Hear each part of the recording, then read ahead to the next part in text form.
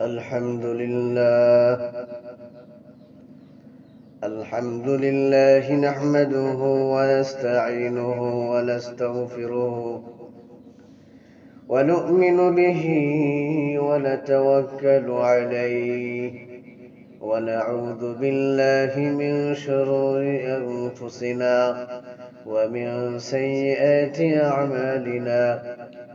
من يهده الله فلا مضل له ومن يضلله فلا هادي له، وأشهد أن لا إله إلا الله وحده لا شريك له، ونشهد أن سيدنا وسندنا وحبيبنا وطبيب قلوبنا ومولانا محمدا عبد الله ورسوله. أعوذ بالله من الشيطان الرجيم. بسم الله الرحمن الرحيم.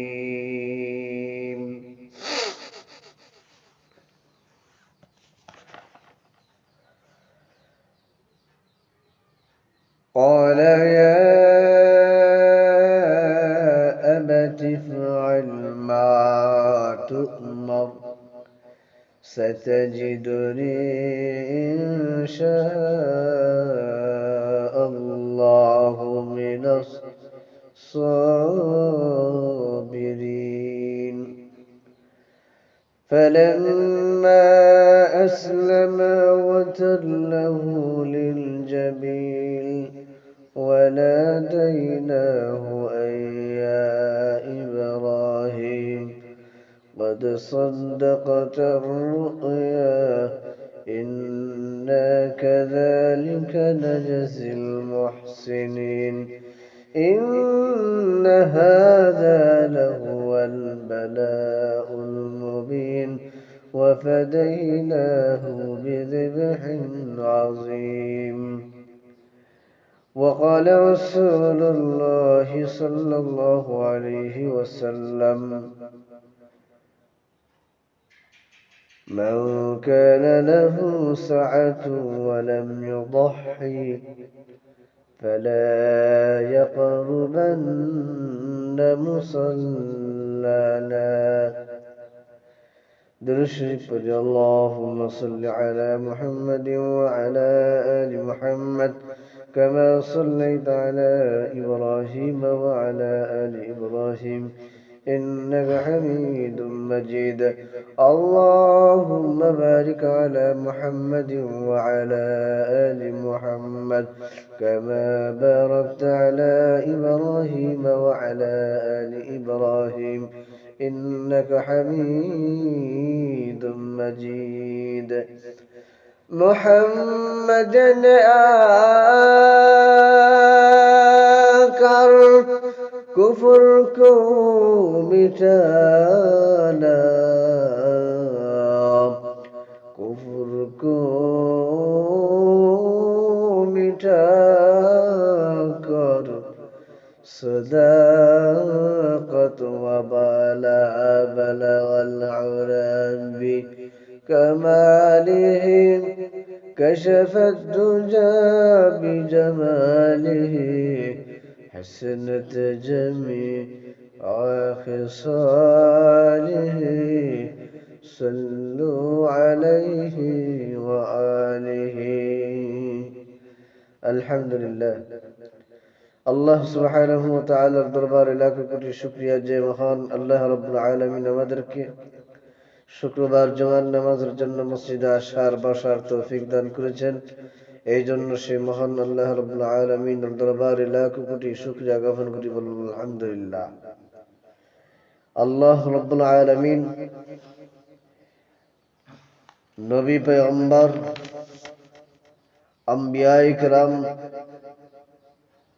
তাদেরকে অনেক অনেক মুজাহিদা কষ্ট মুজাহিদা পরীক্ষার মধ্যে লিপিবদ্ধ করেছেন, পরীক্ষা নিচ্ছিলেন।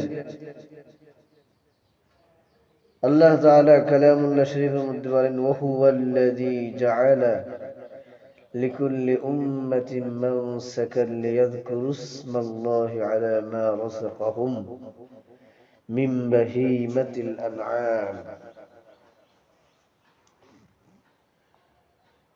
আল্লাহ মহান, তিনি সেই মহান আল্লাহ যিনি প্রত্যেক জাতির জন্য ইবাদতের এক বিশেষ উৎসব অনুষ্ঠানের ব্যবস্থা করে দিয়েছেন, যাতে করে বান্দাগণ সেই দিনে নিবেদিত প্রাণে তারাই দেওয়া চতুষ্পদ জন্তু জবেহ করার সময় তার নাম স্মরণ করতে পারে। তিনি বান্দাকে তাওহীদের জ্ঞান দান করেছেন এবং পরিপূর্ণ মুসলমান হওয়ার জন্য নির্দেশ দিয়েছেন। পরিপূর্ণ মুসলমান হওয়ার জন্য নির্দেশ দিয়েছেন।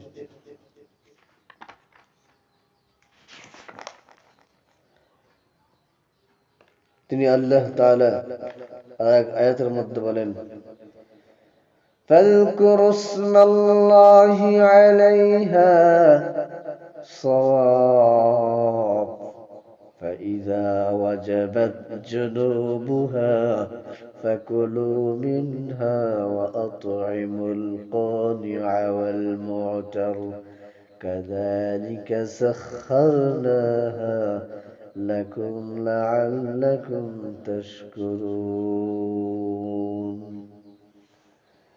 তোমরা কুরবানির পশুগুলোর উপর আল্লাহর নাম স্মরণ করো দাঁড় করান অবস্থায়, যখন উহা নিজের কোনো এক পার্শ্বে পড়ে যায়, তখন তোমরা উহা হতে ভক্ষণ করো এবং খেতে দাও ওই সব অভাবী লোককে যারা চচনা করে না এবং যারা যাচনা করে। এইভাবেই আমি তোমাদের উপকারার্থে এই সম্ভব তোমাদের কিয়ামত তোমাদের কারায়াতে বশ করে দিয়েছি, যাতে করে তোমরা শুকরগুজার বান্দা হও, যাতে করে তোমরা শুকরগুজার বান্দা হও। ভাইরা আমার, বন্ধুরা আমার, নবী কিরাম নবী করিম সাল্লাল্লাহু আলাইহি ওয়াসাল্লাম সাহাবায়ে কেরাম রাদিয়াল্লাহু তাআলা আনহুম আজমাইনদেরকে অনেক অনেক কষ্ট দিয়েছেন, কষ্ট মুজাহিদা তারা করেছেন। এই ব্যাপারে আপনারা জানেন, হযরত ইব্রাহিম আলাইহিস সালাতু ওয়াস সালাম فأوصيكم بتقوى الله أيها الإخوان।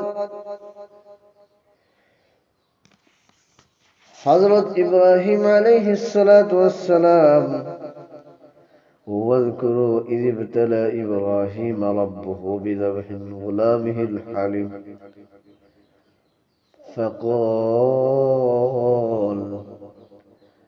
فقال يا بني إني أرى في المنام। আপনারা ওই সময়কার ঘটনার কথা স্মরণ করুন, যখন আল্লাহ পাক হযরত ইব্রাহিম আলাইহিস সালাতু ওয়াস সালামকে তার প্রিয় পুত্রকে কুরবানি করার পরীক্ষায় লিপ্ত করেন। তার প্রিয় পুত্রকে কুরবানি করার পরীক্ষায় লিপ্ত করেন। قال يا بني إني أرى في المنام أني أذبحك فانظر ماذا ترى তখন তিনি বলেন, হে প্রিয় বৎস, আমি স্বপ্নে দেখলাম আমি তোমাকে কুরবানি করেছি, অতএব এ ব্যাপারে তোমার রায় কি? এই ব্যাপারে তোমার রায় কি? বিবেচনা করো। এরপরে ছেলে বলেন, قال يا أبت افعل ما تؤمر ستجدني إن شاء الله من الصابرين। ওই সময় ইসমাঈল আলাইহিস সালাতু ওয়াস সালাম পিতা, হে পিতা, আপনি যে কাজের জন্য অদিষ্ট হয়েছেন তা কার্যকর করুন। সাতাজিদুনি ইনশাআল্লাহু মিনাস সাবিরিন, নিশ্চয় সাতাজিদুনি ইনশাআল্লাহু মিনাস সাবিরিন, ইনশাআল্লাহ আপনি আমাকে এ বিষয়ে ধৈর্যশীল পাবেন। فلما أسلما وتله للجبين وناديناه أن يا إبراهيم। যখন উভয় পিতা পুত্র কুরবানির বিষয় নিবেদিত প্রাণ হলেন এবং এ উদ্দেশ্য পিতা তার পুত্রের মাথার এক পাশ ধরে কাত করে শোয়াই দিলেন, তখন আমি আল্লাহ ইব্রাহিমকে এই মর্মে আওয়াজ দিলাম, হে ইব্রাহিম, তুমি তোমার স্বপ্নকে বাস্তবায়ন করেছো। আমি এইভাবে সৎ কর্মশীল বান্দাদেরকে পুরস্কৃত করে থাকি। নিশ্চয় এটা এক স্পষ্ট পরীক্ষা। ওয়াফাদাইনাহু বিযিবহিন আযীম, আমি তার পরিবর্তে জবাই করার জন্য এক মহান জন্তু দিলাম। আল্লাহ মহান, আল্লাহ তিনি ব্যতীত আর কোন উপাস্য নাই। এইভাবে হযরত ইসমাঈল আলাইহিস সালাতু ওয়াস সালামকে যখন জবাই করার জন্য শোয়াইলেন, জিদ করে শোয়ানোর পর ইসমাঈল আলাইহিস সালাতু ওয়াস সালাম বাবাকে বললেন, বাবা, আপনি আমাকে জবাই করার পরে আমার শরীরের জামা মুবারকটি ব্যাগে করে নিয়ে এই জামা মুবারক আপনি আমার আম্মার কাছে পৌঁছাই দিয়েন, যাতে আমার আম্মা বুঝবে এই তো আমার ইসমাঈল হয়তো আছে, এইটা আমার জামা দেখে আমার আম্মা আমার জন্য আল্লাহর কাছে দোয়া করবে, প্রার্থনা করবে।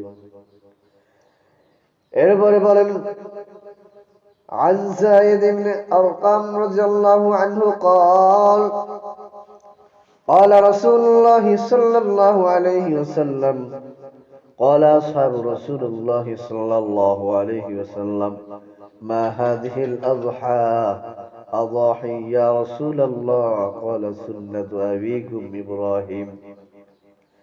হযরত যায়েদ ইবনে আরকাম রাদিয়াল্লাহু তাআলা আনহু হতে বর্ণিত, তিনি বলেন, হযরত রাসূলুল্লাহ সাল্লাল্লাহু আলাইহি ওয়াসাল্লাম এর সাহাবীগণ জিজ্ঞেস করলেন, এই সব কুরবানি কি? قالوا فما لنا فيها يا رسول الله ইয়া রাসূলুল্লাহ, এই কুরবানির মধ্যে তোমাদের, উত্তর দিলেন, এটা হলো তোমাদের পিতা হযরত ইব্রাহিম আলাইহিস সালাতু ওয়াস সালাম এর সুন্নাত তথা আদর্শ। তারা আরজ করলেন, ইয়া রাসূলুল্লাহ, ইয়া রাসূলুল্লাহ, قال بكل شمات حسنة, এই কুরবানির মধ্যে আমাদের জন্য কি রয়েছে? জবাবে রাসূলুল্লাহ সাল্লাল্লাহু আলাইহি ওয়াসাল্লাম বলেন, কুরবানির পশুর প্রত্যেক পশমের বিনিময় মোকাবেলায় একটি করে নেক সওয়াব পাওয়া যাবে। তারা আরজ করলেন, ইয়া রাসূলুল্লাহ, ক্বালা বিকুল্লি শা'রাতিন মিনাস সুফি হাসানা। তারা জিজ্ঞাসা করলেন,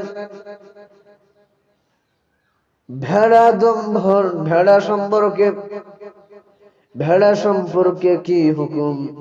হুজুর সাল্লাল্লাহু আলাইহি ওয়াসাল্লাম বলেন, হ্যাঁ, ভেড়ার প্রত্যেকটি পশমের বিনিময়ে একটি করে নেকি তথা সওয়াব পাওয়া যাবে। وعن عائشة رضي الله عن النبي صلى الله عليه وسلم قال ما عمل ابن آدم من عمل يوم النحر أحب إلى الله عز وجل من هراقة دم وأنه ليأتي يوم القيامة بقرونها وأشعارها وأظلافها وأن الدام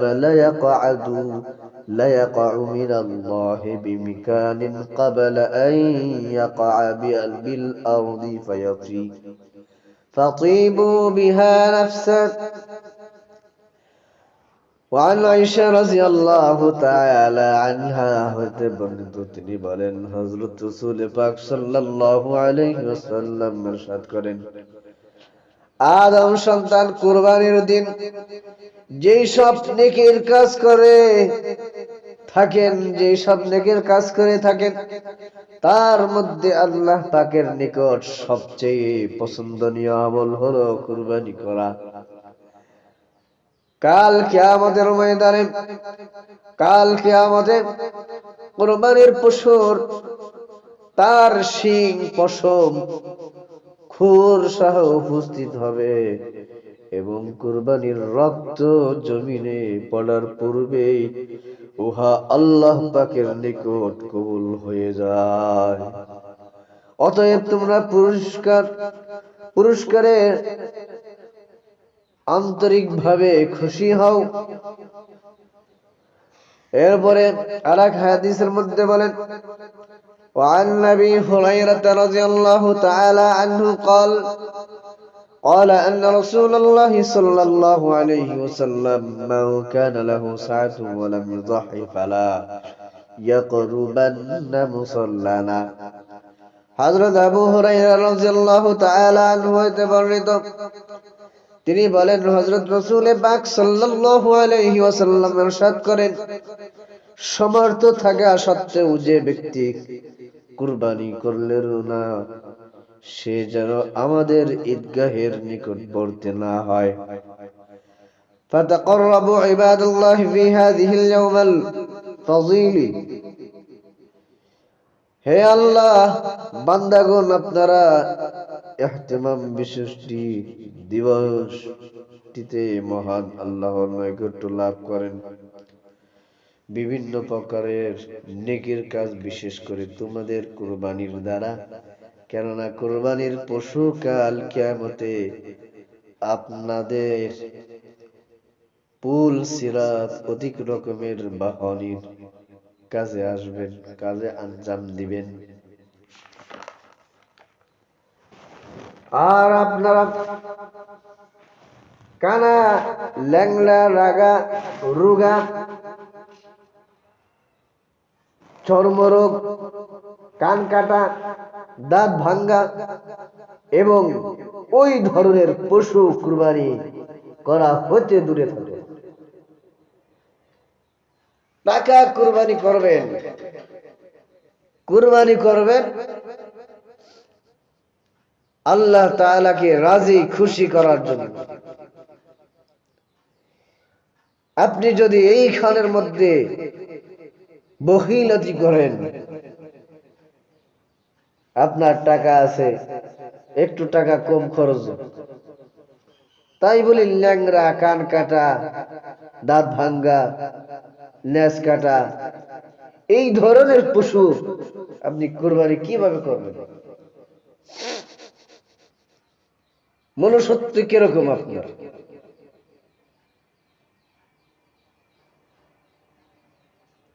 এই ধরনের পশু ক্রয় না করে যেই পশুগুলো মোটা তাজা ওই ধরনের পশু কুরবানি করার মন মানসিকতা নিয়ত এখন থেকে তৈয়ার করে নিতে হবে, এখন থেকে নিতে হবে। যা এমন দোষের অধিকারী কুরবানি করা হতে দূরে থাকো, যা এমন দোষের অধিকারী যার দরুন উহার গোশত শুকাইয়ে যায়, বরং আপনারা মোটা ও স্বাস্থ্যবান পশু কুরবানির জন্য নির্ধারণ করুন। ফালবুদনাতু আন সাবঈ ওয়াল বাকারাতু ওয়াল জামুসু আন সাবঈ ওয়াশাতু আন ওয়াহিদ।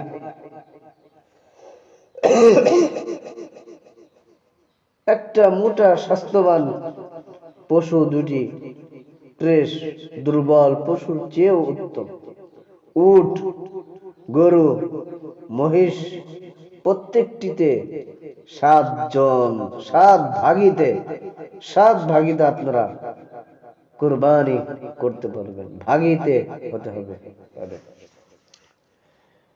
এবং এটি বকরি একজনই কুরবানি করবে, আর কুরবানি করা বৈধ কেবল ঈদের দিন, নামাজের পর এবং পরবর্তী 2 দিন 18।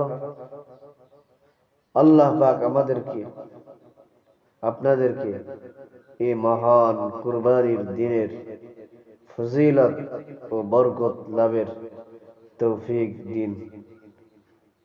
আল্লাহ তাআলা এতক্ষণ যাহা কিছু আলোচনা করলাম শুনলাম আমাদের সবাইকে আমল করার তৌফিক দান করুন, বলুন আমিন।